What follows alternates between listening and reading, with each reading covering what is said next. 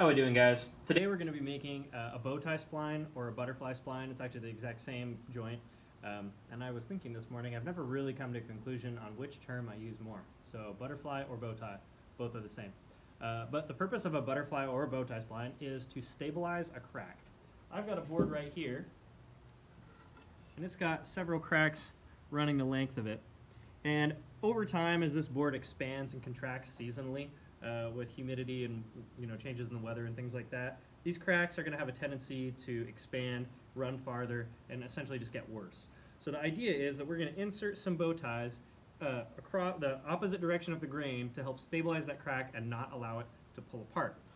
Now, we're making a replica of this nightstand, and so this is like kind of the one part that has cracks in it. I normally would avoid that piece of wood if it had that many cracks, but I'm kind of at the end of the line with the fur that I have, and so we're going to have to make it work. Plus, it's for my parents, and they don't mind, and it's a good learning opportunity, so please stay tuned.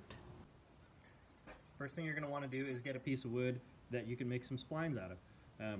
This is thicker than I need it to be, it's way wider than I need to be, it's way longer than I need to be, so we'll cut it down. I'm going to rip it to the width of the splines that I want to make.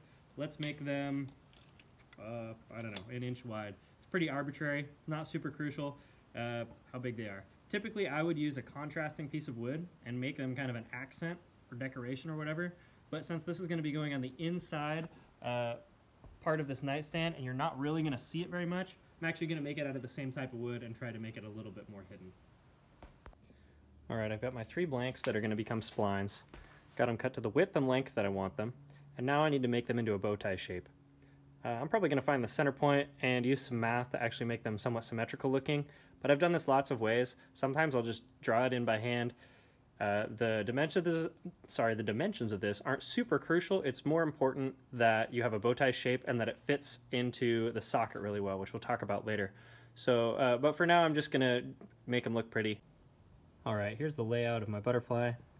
Instead of doing it on the other two, I'm going to cut it out first and then just trace it. Save myself some time and effort. Now, if I'd have thought ahead, I would have left these blanks a lot longer so that I could use the bandsaw safely.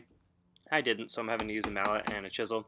It's not really that big of a deal. It doesn't take that long, and the bandsaw leaves a rough edge anyway, so I follow it up with the chisel typically, just to make it nice and smooth, so I don't really mind doing it this way.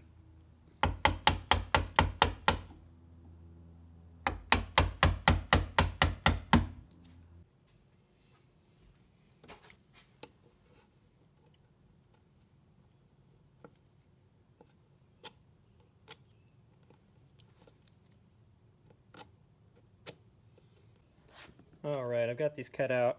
The next thing I'm going to want to do is put a small bevel on the edge of this.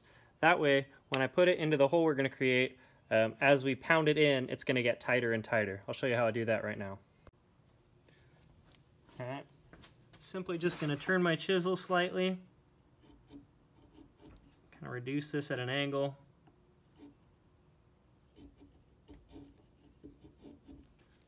Both sides.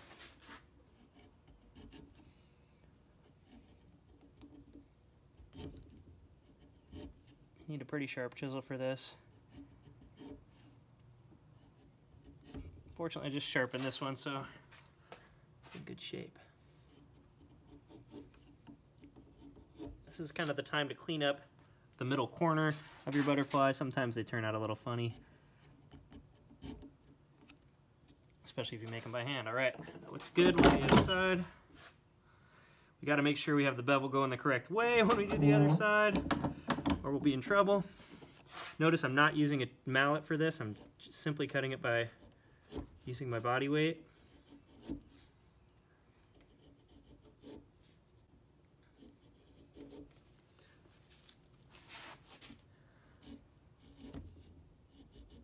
This takes a bit of patience. You don't want to take off too much, split it apart or something like that. It's looking pretty good. And it's smart to do the ends as well, so that everything fits really nice and tightly. You gotta be careful here, because it's possible, as the chisel moves across this way, that this back end's gonna blow out. So I'm gonna try to go, let's see, about halfway, maybe a little farther than halfway. Nope, careful there, Bryce. and fire. That's a lovely sound.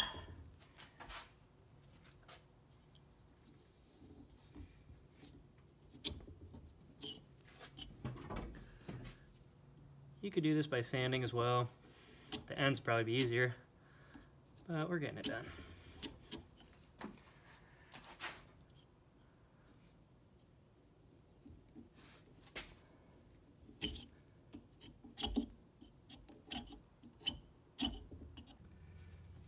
Now I've got my first butterfly or bow tie right where I want. I want to make sure I'm not going to be where the dados are. I've indicated those on the edges, they're out of sight. So I've got it right on, centered on the crack. The grain is running the opposite direction because the grain is really, really strong this way. So I'm going to trace it, and I'm going to make sure I get my pencil right in at the bottom. That way it'll be at the skinniest part based on that bevel we just created, and then as I hammer this in, it's going to get really nice and tight. We want to make sure it doesn't move.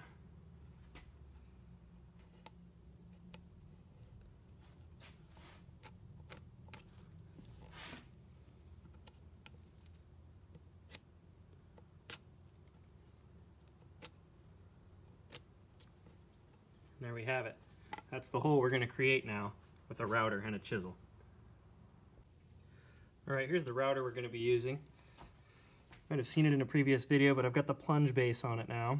This plunge base is super handy. Let's see here. This is handy unlike my camera angle. There we go. The way this guy works, this lever is going to allow this base to move up and down, and we can set the depth we want to go. So right now I'm going to set the depth for our cut, which just needs to be, and not a whole lot, something less than the thickness of this piece. Let's maybe just go slightly deeper, right there. Call that good enough. Great, and then I'm just going to adjust this guy so that each time I plunge it, it goes to a set depth. I'm ready to go. What I'm going to do when I route this, I'm going to avoid the line. I'm going to make my path around. How much have I taken off here? I can probably do that all in one pass. If this was really hard wood and I was making a really deep cut, I might want to make a couple of passes, but I'll just do it in one. And I'm going to give myself probably a 1/16 of an inch gap around the line, and then we'll cut with a chisel to the line.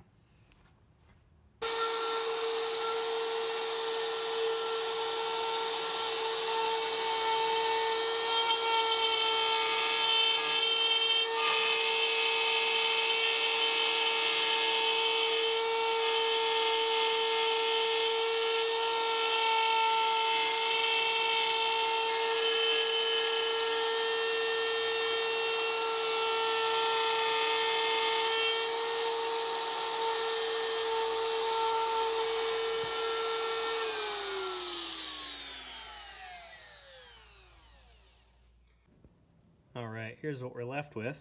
Now I got some chisel work to do to clean that up right to the line.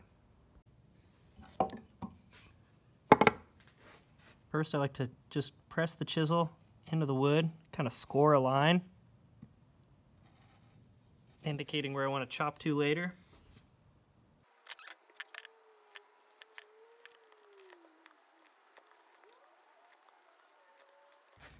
Now that I've got a line scored all the way around, I'm ready to start chopping. I always want to avoid chopping like these end lines, the ones that go with the grain, because that's going to make it most likely to split apart. So I want to cut these guys as far towards the corner as I can first and relieve those corners, and then I can go back and cut out the ends. I line my chisel up. There's not much to take off, so I should be able to do it one cut, nice and square as possible.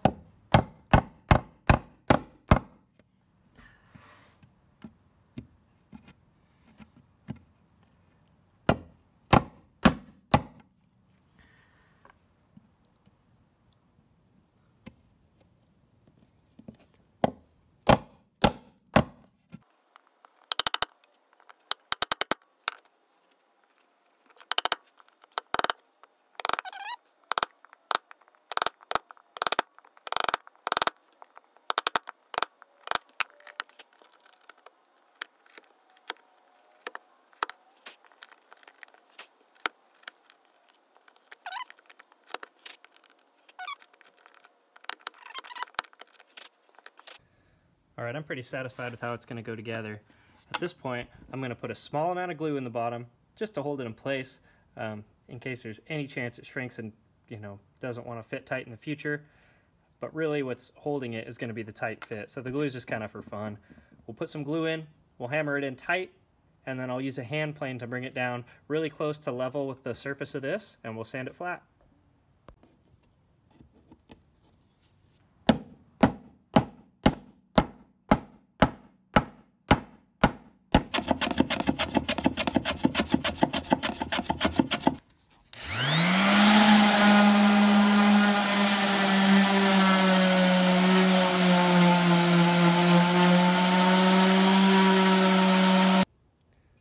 Alright, here we are with it fit up. See, we've got a little tiny gap on one side, but other than that, it's looking pretty good. It actually did open this crack a little bit by hammering it in, so that's a little bit of a bummer. I may throw some epoxy in the crack, but the good thing is it's a really tight fit, so now that crack is really stable. Even though it's slightly more open, it's not going anywhere, so it's nice and strong, and this is going to hold for hopefully a good long time.